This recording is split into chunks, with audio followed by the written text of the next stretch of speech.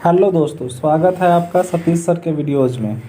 आज हम आपके लिए लेकर आए हैं बिहार स्कूल एग्जामिनेशन बोर्ड यानी बिहार बोर्ड से संबंधित क्लास 10th का गोधूली भाग 2 खद्य खंड से कुछ ऑब्जेक्टिव प्रश्न जो कि आपके पर जो एग्ज़ाम है 2021 में होने वाले उसके दृष्टिकोण से अगर देखा जाए तो काफ़ी महत्वपूर्ण है। उम्मीद है आप इसका लाभ उठाएंगे और इसको अच्छे से आत्मसात कर लेंगे ताकि आपको परीक्षा में कोई दिक्कत ना हो। अब परीक्षा में काफ़ी ऑब्जेक्टिव क्वेश्चन पूछे जाते हैं, ठीक है, तो आपको ये काफ़ी मदद करेगा। और देखिए, सुनने और देखने से ये क्या होता है कि आपको याद ज़्यादा रहता है, इसलिए आप इस वीडियो को एक बार सरसरी निगाह से भी 1-2 बार देख लेंगे तो आपको आसानी होगी एग्ज़ाम में, आपको ऑब्जेक्टिव छूटेंगे नहीं या गलत नहीं होंगे। तो आइए शुरू करते हैं। सबसे पहला जो चैप्टर है गद्य खंड का वो है श्रम विभाजन और जाति प्रथा। इसके प्रश्नों को देखते हैं, ये कई बार पूछा गया है। पहला प्रश्न है, डॉक्टर भीमराव अंबेडकर ने किस प्रथा को आर्थिक पहलू से खतरनाक माना है? वो है जाति प्रथा।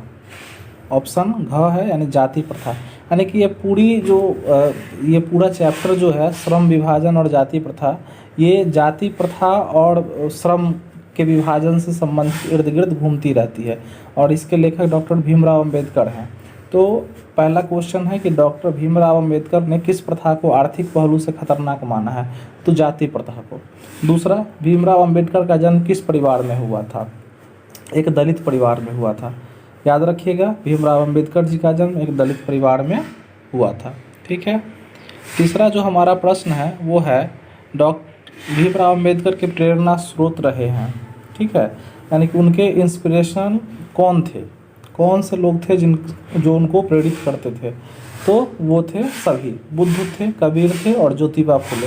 ज्योतिबा फुले जो बहुत बड़े दलित चिंतक रहे हैं, कबीर जो निर्गुण भक्तिधारा के बहुत बड़े कवि रहे हैं, और बुद्ध का ज्ञान उनको काफ़ी प्रकाशित करता था।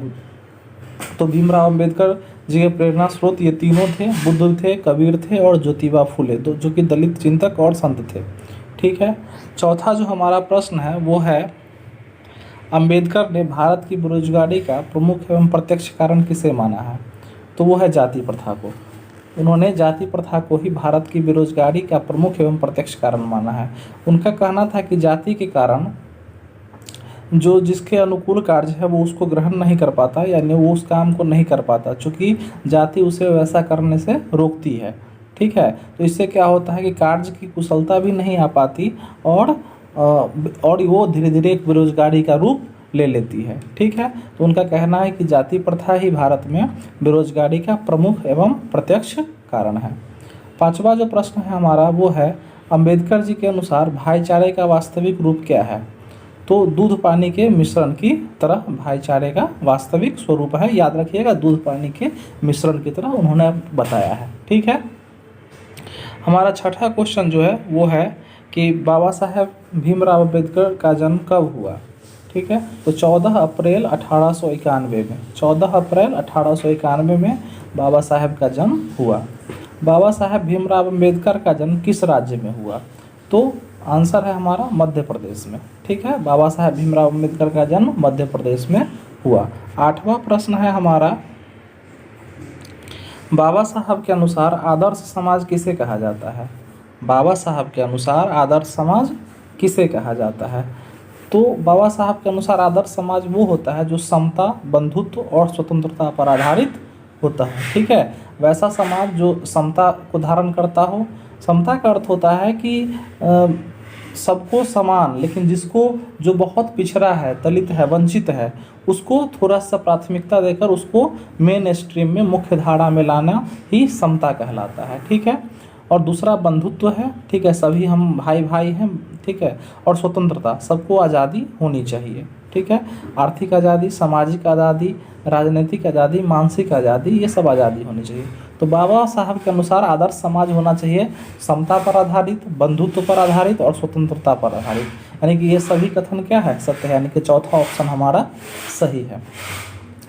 नवा जो प्रश्न है हमारा वो है कि श्रम विभाजन और जाति प्रथा के लेखक कौन है? तो ये तो स्पष्ट है कि भीमराव अंबेडकर जी इसके लेखक हैं। 10वां प्रश्न है हमारा, श्रम विभाजन एवं जाति प्रथा गद्य की कौन सी विधा है? ये विद्या लिख दिया गया है, यहाँ विधा है, ठीक है। यानी कि जैसे कि विधा अनेक होता है, ठीक है। जैसे कहानी है, संस्मरण है, डायरी है, यात्रा वृत्तांत है, कविता है, ठीक है, उपन्यास है, ये सब क्या है? हमारे साहित्य की विधा है, ठीक है। तो ये सब विधाओं में ये जो श्रम विभाजन एवं जाति प्रथा है वो क्या है? तो वो निबंध है। ग ऑप्शन हमारा सही है, निबंध है, ठीक है। चलिए 11वां प्रश्न हमारा है कि श्रम विभाजन एवं जाति प्रथा शीर्षक निबंध का भाव क्या है? यानी कि ये जो इसका हेडिंग दिया गया श्रम विभाजन एवं जाति प्रथा, उसका भाव क्या है? तो जाति प्रथा की व्यर्थता। व्यर्थ मतलब कि जाति प्रथा कितनी बकवास है, कितनी बेकार है, यही इस निबंध का भाव है, ठीक है। तो 12वां प्रश्न हमारा है कि श्रम विभाजन कैसे समाज की आवश्यकता है? ठीक है। तो क सभ्य समाज की, ठीक है। तो सभ्य समाज की आवश्यकता है श्रम विभाजन, ठीक है। श्रम विभाजन तक तो ठीक है, लेकिन जब वो एक स्टिक हो जाए, चिपक जाए कि आप उस पेशे को छोड़ नहीं सकते हैं सिर्फ इस वजह से कि आप उस जाति के हैं, तो वो क्या होता है? वो अभिशाप बन जाता है। तो कहता है श्रम विभाजन कैसे समाज की आवश्यकता है? सभ्य समाज की आवश्यकता है, ठीक है। हमारा 13वां प्रश्न जो है कि समाज और राजनीति में बेहद सक्रिय भूमिका निभाते हुए अंबेडकर ने किसको मानवता एवं अधिकार दिलाने के लिए अनेक प्रयास किए? तो अछूतों को, स्त्रियों को, मजदूरों को, उपयुक्त सभी। तो उन्होंने सबसे ज़्यादा जो कार्य किए वो अछूतों के लिए किया। उस समय भारत में क्या था कि काफ़ी अनटचेबिलिटी थी, छुआछूत की समस्या बहुत ज़्यादा हावी थी, ठीक है। दलित लोगों को मतलब बहुत कम अधिकार थे, ठीक है। वो सम्मानपूर्वक जीवन नहीं जी पाते थे।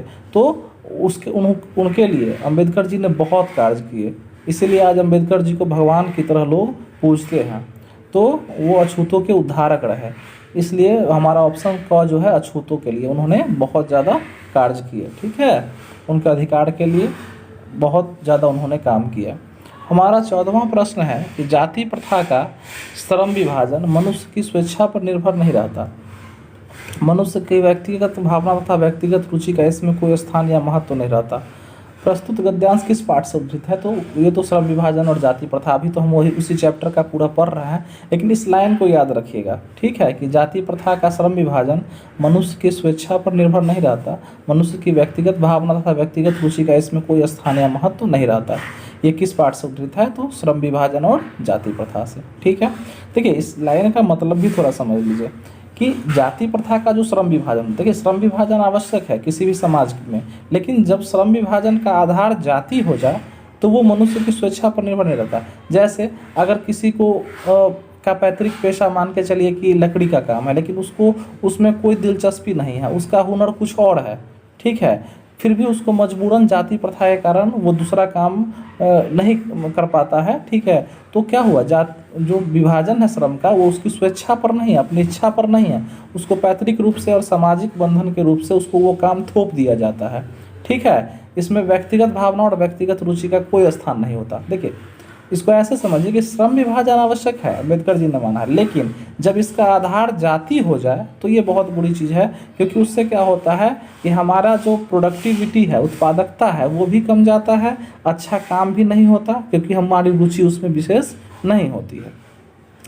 15वां जो हमारा प्रश्न है वो है जाति प्रथा को श्रम विभाजन मान लिया जाए तो यह स्वाभाविक विभाजन नहीं है, क्योंकि यह मनुष्य की रुचि पर आधारित है। हाँ देखिए, श्रम विभाजन का अर्थ होता है जो मनुष्य की रुचि पर आधारित हो, लेकिन जाति प्रथा के कारण जो श्रम विभाजन होता है वो स्वाभाविक विभाजन नहीं है। क्यों नहीं है? क्योंकि यह मनुष्य की रुचि पर आधारित नहीं है, ठीक है। तो यह किस पाठ से लिया गया है? तो वही है, ये ऑप्शन इसका गलत है, इसका जो ऑप्शन होगा, ठीक है, इसका जो ये होगा वो होगा ख, ठीक है, श्रम विभाजन और जाति प्रथा, ठीक है, ये इस चैप्टर से लिया गया है, ये ऑप्शन आपका गलत है, ठीक है। 16वां जो प्रश्न है आपका वो है जाति प्रथा स्वाभाविक विभाजन नहीं है, क्यों? ठीक है, तो रुचि पर आधारित होने के कारण नहीं, रुचि पर आधारित नहीं होने के कारण।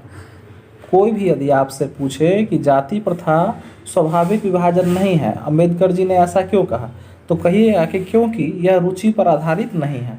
ठीक है, यह मनुष्य की रुचि पर आधारित नहीं है। यानी कि हमारा ऑप्शन क्या है, ख वो है जाति प्रथा श्रम विभाजन के साथ साथ किसका रूप लिए हुए है। ठीक है, तो श्रमिक विभाजन का, यानी कि श्रमिकों के बीच भी ये विभाजन करता है। श्रमिकों के बीच विभाजन करने का अर्थ क्या है अम्बेडकर जी के अनुसार, कि देखिए काम को भी नीचा ऊंचा समझा जाता है। अगर कोई थोड़ा सा वो मतलब, जबकि काम काम होता है, सभी काम इस धरती पर आवश्यक है, किसी काम के बिना हमारा अगर न हो तो हमारा काम नहीं चलेगा। लेकिन यहाँ पर भी क्या है कि उसके बीच भी कई तरह के विभाजन पैदा है। तो इससे क्या होता है कि श्रमिकों के बीच भी विभाजन हो जाता है। ठीक है, और तो जाति प्रथा श्रम विभाजन के साथ साथ किसका रूप लिए हुए, तो श्रमिक विभाजन का। किसका, श्रमिक विभाजन का। ठीक है, नहीं, गो ऑप्शन हमारा सही है। अगला जो प्रश्न है हमारा कि आदर्श समाज स्वतंत्रता, समानता, भ्रातृत्व पर आधारित होगा, किसने कहा। ठीक है, तो भीमराव अम्बेडकर, उन्होंने कहा कि आदर्श समाज कैसा होगा, जो स्वतंत्रता, समानता और भ्रातृत्व पर आधारित हो। ठीक है,